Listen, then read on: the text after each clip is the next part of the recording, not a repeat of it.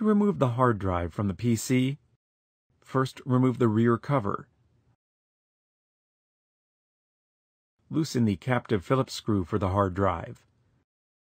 Grasp the hard drive handle and pull the hard drive out to the side, then up and out of the PC. If replacing the hard drive, detach the 4 screws on the sides of the hard drive cage.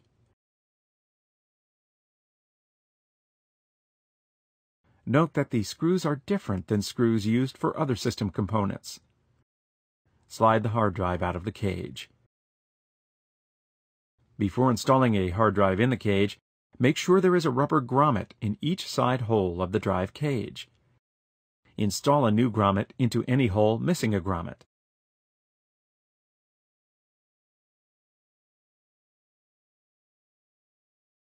To replace the hard drive in the cage, slide the drive into the cage until the screw holes on the side of the drive and cage align.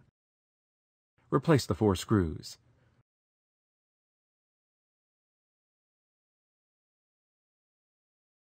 The hard drive cage has 4 tabs on the bottom.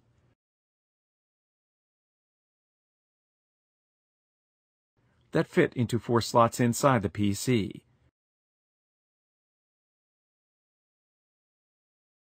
To replace the hard drive into the PC, place the tabs on the cage near their slots, then slide the hard drive in until secure. Press the handle for the cage down into place. Tighten the captured screw to secure the hard drive in the PC.